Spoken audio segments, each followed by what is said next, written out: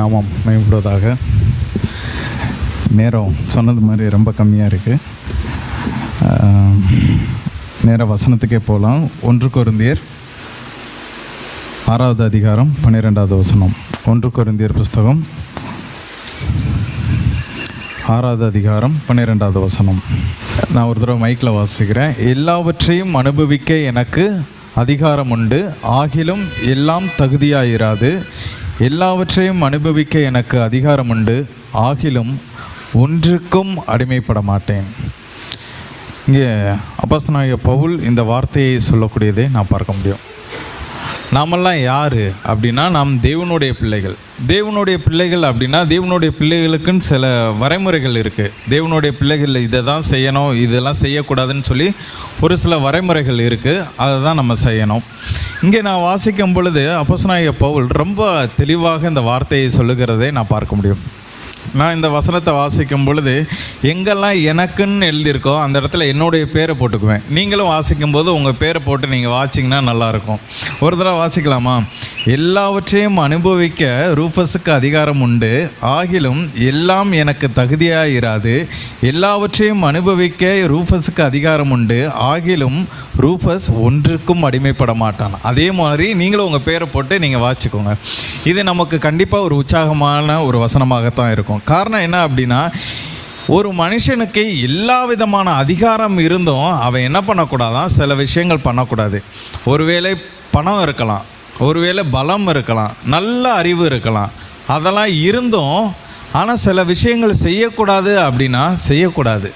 வேதம் சில விஷயங்களை நம்ம இதை தான் பண்ணணும்னு சொல்லிட்டு ஒரு டயக்ராம் போட்டுட்டு இப்படி தான் போகணும் அப்படின்னா இப்படி தான் போய் ஆகணும். எனக்கு பணம் இருக்குது, நான் விசாலமான வழியில் தான் போவேன். வேதம் அப்படி சொல்லலையே. வேதம் என்ன சொல்லுது? இடுக்கமான வாசல் வழியாக நீங்கள் என்ன பண்ணுங்கள், போங்கன்னு சொல்லுது. எனக்கு எல்லா விதமான சம்பத்து இருக்குது, எனக்கு எல்லா விதமான அதிகாரம் இருக்குது, நான் என்ன வேணாலும் செய்வேன் அப்படின்றக்காக நம்ம ஒருபோதும் என்ன பண்ணக்கூடாது, செய்யக்கூடாது அப்படின்றதான் இந்த இடத்துல நான் பார்க்கணும். ஒன்று, எல்லாவற்றையும் அனுபவிக்க எனக்கு அதிகாரம் உண்டு, ஆனால் எதுவும் எனக்கு எதாக இருக்காதான், தகுதியாக இருக்காது. அப்போது நமக்கு என்ன தகுதியாக இருக்குது, எது தகுதியாக இல்லை அப்படின்றத முதலாவது நம்ம என்ன பண்ணணும், தெரிஞ்சுக்கணும். 2வது வாசிக்கிறோம். எல்லாவற்றையும் அனுபவிக்க எனக்கு அதிகாரம் உண்டு, ஆகிலும் நான் ஒன்றுக்கும் அடிமைப்பட மாட்டேன். எல்லாவற்றையும் அனுபவிக்க எனக்கு என்ன இருக்குதான், அதிகாரம் உண்டு. ஆனால் நான் என்ன பண்ணக்கூடாதான், அடிமைப்படக்கூடாது. வேதத்தில் அடிமைப்படக்கூடியதான வார்த்தைகள் நிறைய இடத்துல நான் வாசிக்கும் பொழுது அதில் அதிகமாக சொல்லப்படுறது பாவத்திற்கு நம்ம என்ன பண்ணக்கூடாதான், அடிமைப்படக்கூடாது அப்படின்னு சொல்லிட்டு நான் வேதத்தில் வாசிக்க முடியும். அப்போது வேதத்தில் நான் வாசிக்கும் பொழுது இந்த பாவம்ன்ற வார்த்தையை நான் பார்க்கும் பொழுது இது தனிப்பட்ட மனிதனுடைய வாழ்க்கையை குறிக்கக்கூடியதாக இருக்கிறது. அப்போ தனிப்பட்ட மனிதனுடைய வாழ்க்கையில் அந்த மாதிரியான காரியத்திற்கு நம்ம என்ன பண்ணக்கூடாதாம், அடிமைப்படக்கூடாது அப்படின்றத நாம் இந்த பகுதி மூலமாக வாசிக்க முடியும். இதே மாதிரியான இன்னொரு வசனத்தை கூட நாம் இந்த பகுதியில் இந்த புஸ்தகத்திலிருந்து வாசிக்கலாம். 1 கொரிந்தியர் புஸ்தகம் 10வது அதிகாரம் 23வது வசனம். இந்த இடத்துல வாசிக்கும் பொழுது அந்த வசனத்துக்கு இந்த வசனத்துக்கு ஒரே ஒரு வேறுபாடு இருக்குது. இதுலேயும் அதே மாதிரி தான் வாசிக்கிறோம். எல்லாவற்றையும் அனுபவிக்க எனக்கு அதிகாரம் உண்டு, ஆகிலும் எல்லாம் தகுதியாக இராது. எல்லாவற்றையும் அனுபவிக்க எனக்கு அதிகாரம் உண்டு, ஆகிலும் எல்லாம் பக்தி விருத்தியை உண்டாக்காது. ஃபஸ்ட்டு அங்கே 2 விஷயம் பார்த்தோம். அதனுடைய கண்டினியூஷனாக அதை நம்ம வாசிக்கிறதாக நாம் இங்கே பார்க்குறோம். ஃபஸ்ட்டு என்ன வாசிக்கிறோம், அனுபவிக்க அதிகாரம் உண்டு ஆனால் தகுதியாக இருக்காது. அதிகாரம் உண்டு, நான் என்ன பண்ண மாட்டேன், அடிமையாக மாட்டேன். இந்த இடத்துல அதிகாரம் உண்டு ஆனால் அது எனக்கு என்ன பண்ணாதான், பக்தி விருத்தியை உண்டாக்காது.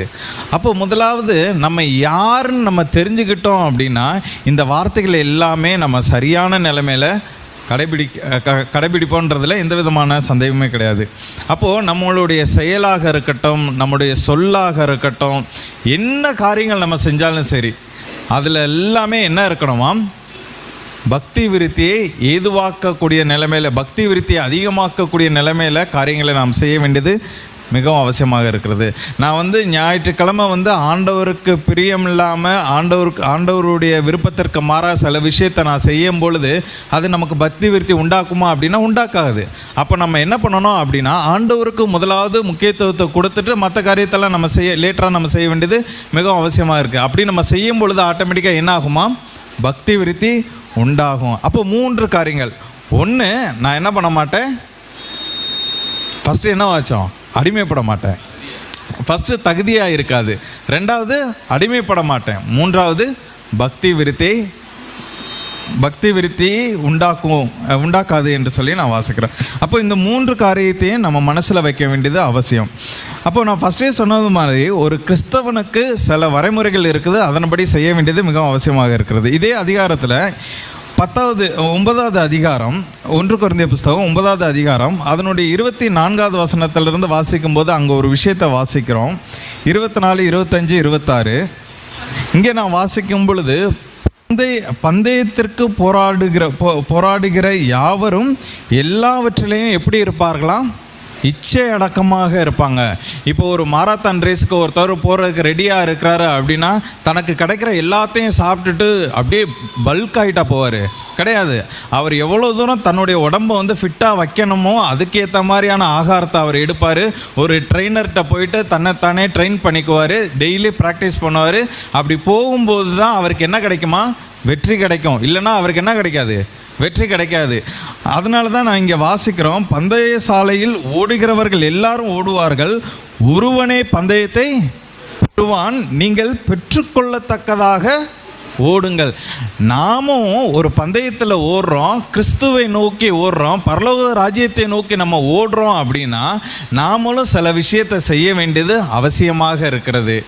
அப்படி ஓடும் பொழுது நம்ம கடைபிடிக்க வேண்டிய 3 காரியங்களை தான் ஃபஸ்ட்டு 2 வசனத்தில் வாசித்தோம். எப்படி ஓடணும்னு சொல்லிட்டு நம்ம பார்த்தோம். அப்போது நம்மளுக்கு இருக்கக்கூடியதான எல்லா காரியமும் நமக்கு வந்து தகுதியாக இல்லாத காரியத்தை நம்ம வெறுக்கணும், இதெல்லாம் தகுதியான காரியமோ அதை நம்ம செய்யணும் அப்படின்றதெல்லாம் நம்ம ரொம்ப கான்ஷியஸாக இருக்கணும். இங்கே நான் வாசிக்கும் பொழுது பெற்றுக்கொள்ளத்தக்கதாக ஓடணும் அப்படின்னு சொல்லிட்டு நான் வாசிக்கிறோம். அநேக நேரத்தில் இன்றைக்கும் கிறிஸ்தவன்ற ஒரு பேரில் நம்ம ஓடிக்கிட்டே இருக்கிறோம். யதார்த்தத்தில் நம்ம வந்து செய்யக்கூடிய காரியங்கள்னால பக்தி விருத்தியை உண்டாக்குதா அப்படின்றத நம்ம செக் பண்ண வேண்டியது மிகவும் அவசியமாக இருக்கிறது. இங்கே நான் வாசிக்கிறோம், பந்தயத்திற்கு போராடுகிற யாவரும் எல்லாவற்றிலையும் இச்சை அடக்கமாக இருப்பார்கள் என்று சொல்லி நான் வாசிக்கிறோம். காரணம், அவங்களுக்கு ஒரே ஒரு நோக்கம், கிரீடத்தை பெறணும், பரிசை பெறணும். நாமளும் ஓடுறோம் அப்படின்னா ஏதோ கிறிஸ்தவன் ஆகிட்டோம், ஏதோ ரட்சிக்கப்பட்டுட்டோம், ஏதோ சபைக்கு வந்துட்டோம் அப்படின்னு இல்லாமல் நம்ம என்ன பண்ணணுமா, கிரீடத்தை பெற்றுக்கொள்ளத்தக்கதாக, ஒரு வெகுமதியை ஆண்டவரிடத்திலிருந்து பெற்றுக்கொள்ளத்தக்கதாக நம்ம ஓட வேண்டியது மிகவும் அவசியமாக இருக்கிறது. இதை செய்யணும் அப்படின்னா நம்ம யார் அப்படின்னு சொல்லிட்டு நம்ம தெரிஞ்சிருக்கணும். முதலாவது நான் சொன்னேன், நம்ம கிறிஸ்தவர்களாக இருக்கணும். கிறிஸ்தவர்கள் அப்படின்னா சில குணாதிசயங்கள் இருக்குது, அதெல்லாமே நம்ம செய்கிறோமா அப்படின்னு சொல்லிட்டு நம்ம சிந்தித்து பார்க்க வேண்டியது அவசியம். முதலாவது, கிறிஸ்தவன் அப்படின்னா என்ன சொல்லுவாங்க, நார்மலாக நம்ம ஊரில் கிறிஸ்தவனா என்ன சொல்லுவாங்க, சர்ச்சுக்கு போவாங்கன்னு சொல்லுவாங்க. கிறிஸ்தவங்க பொய் பேச மாட்டாங்க, நல்லவங்க, ஃபஸ்ட்டு அதானே சொல்லுவாங்க, கிறிஸ்தவனாலே நல்லவங்க.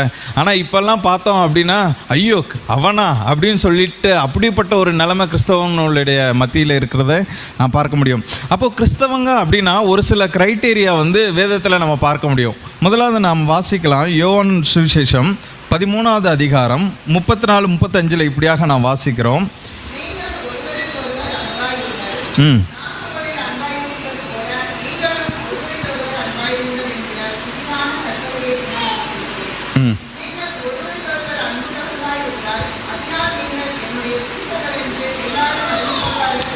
போதும். ஒரு கிறிஸ்தவன் அப்படின்னா முதலாவது அவங்க செய்யக்கூடிய காரியம் என்ன பண்ணணுமா, ஒருவரில் ஒருவர் அன்பாய் இருக்க வேண்டியது மிகவும் அவசியமாக இருக்கிறது. உன்னை நேசிக்கிறது போல என்ன பண்ணணுமா, பிறனையும் நேசி. நான் இப்போ என்னை நேசிக்கிறேன் அப்படின்னா என் ஃபேஸில் ஏதாவது ஒன்று அடிபட்டுருச்சுன்னா அதெல்லாம் எப்படியெல்லாம் பட்டிட்டிங்கிரி பார்த்து ரெடி பண்ண முடியுமா, நான் என்ன பண்ணுவேன், அப்படிலாம் ரெடி பண்ணுவேன். மற்றவங்களுக்கு முன்னாடி நான் நல்லா காமிச்சிக்குவேன். என்னென்ன எனக்குள்ளே இருக்கக்கூடியதான காரியங்கள்லாம் சேஞ்ச் பண்ணிவிட்டு எப்படி நல்ல விதமாக மற்றவங்களுக்கு ப்ரொஜெக்ட் பண்ணுறேனோ அதே போல் என் கூட இருக்கிற சொந்த சகோதரனாக இருக்கட்டும், கூட ஐக்கியப்படுறவங்களாக இருக்கட்டும், அவங்களையும் நான் என்ன பண்ணணுமா, அன்பு செலுத்தி அவங்களையும் நல்ல நிலைமைக்கு கொண்டு வரணும் அப்படின்றதுல நான் கரிசனை உள்ளவனாக இருக்கணும். அதை தான் நம்ம இந்த இடத்துல வாசிக்கிறோம். உன்னை நேசிக்கிறது போல அப்படின்ற மாதிரியான ஒரு பதத்தை இங்கே வாசிக்கிறோம். இங்கே என்ன வாசிக்கிறோம்? ஒருவருக்கொருவர் அன்பாக இருங்கள் என்று சொல்லி நான் வாசிக்கிறோம். ரோமர் புஸ்தகம் 12:9-10 அதே தான் நான் வாசிக்கிறோம். ரெண்டாவது, ஒரு கிறிஸ்தவன் அப்படின்னா எப்படி இருக்கணும் அப்படின்றதுக்கு இன்னொரு வசனத்தை கூட வாசிக்கலாம். எபேசியர் புஸ்தகம் 5வது அதிகாரம் 1-2 வசனங்கள். ஆதலால்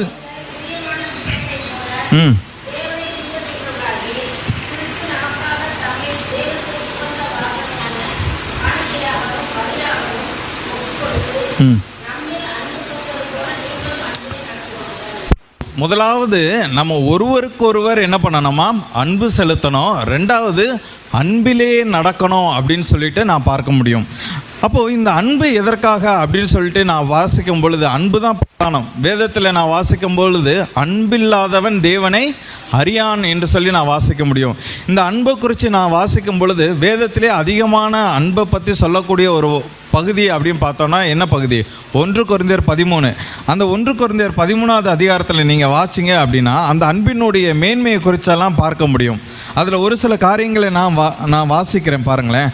1 கொரிந்தியர் புஸ்தகம் 13வது அதிகாரம் அதனுடைய 4வது வசனத்தில், அன்பு நீடிய சாந்தமும் தயவும் உள்ளது, அன்புக்கு போராமை இல்லை, அன்பு தன்னை புகழாது, இருமாப்பாய் இராது, அன்பு அயோக்கியமானதை செய்யாது, அன்பு தற்பொழிவை நாடாது, அன்பு சினமடையாது, அன்பு தீங்கு நினையாது, அன்பு அநியாயத்தில் சந்தோஷப்படாமல் அன்பு சத்தியத்தில் சந்தோஷப்படும், அன்பு சகலத்தையும் தாங்கும், அன்பு சகலத்தையும் விசுவாசிக்கும், அன்பு சகலத்தையும் நம்பும், அன்பு சகலத்தையும் சகிக்கும்.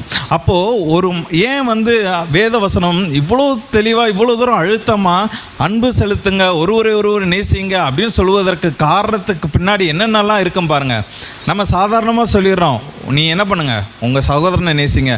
நம்முடைய சகோதரனை நம்ம நேசிக்கணும் அப்படின்னா என்னென்ன பண்ணணும் பாருங்கள்.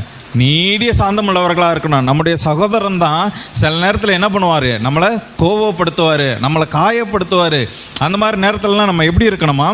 சாந்தமுள்ளவர்களாக இருக்கணும், அங்கே பொறுமையாக இருக்கணும் என்று சொல்லி நான் வாசிக்கிறோம். அங்கே பார்க்குறோம், சகலத்தையும் தாங்கும், சகலத்தையும் விசுவாசிக்கும், சகலத்தையும் நம்பும், சகலத்தையும் சகிக்கும்.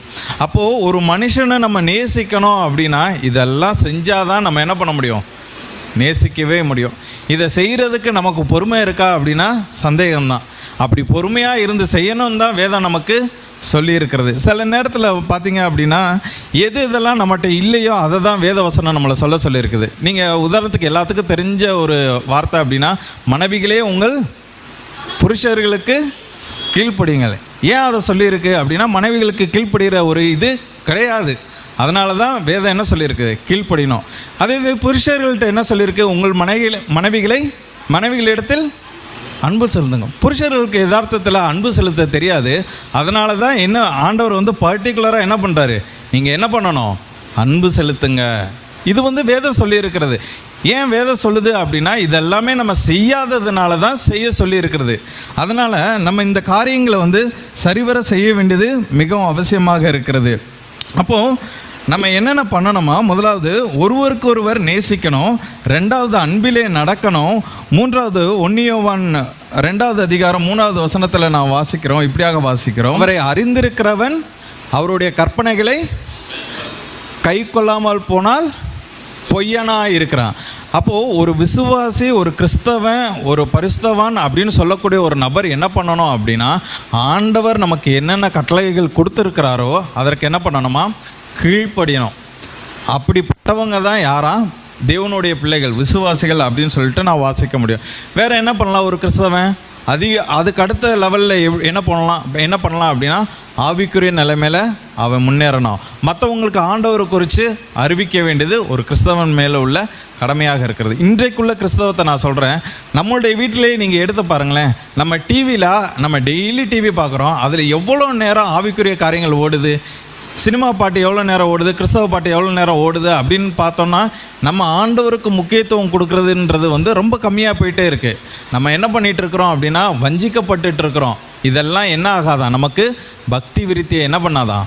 உண்டு பண்ணாது. அதனால் நம்ம செய்யக்கூடிய செயலாக இருக்கட்டும், சொல்லாக இருக்கட்டும், எல்லா விதத்துலேயும் இது எனக்கு தகுதியாக இருக்குதா, நான் இதை செய்யலாமா அப்படின்னு சொல்லிட்டு வேதத்தோடு தேவ பிள்ளைகளோடு நம்ம கேட்டு அதன்படி நம்ம நடக்க வேண்டியது மிகவும் அவசியமாக இருக்கிறது.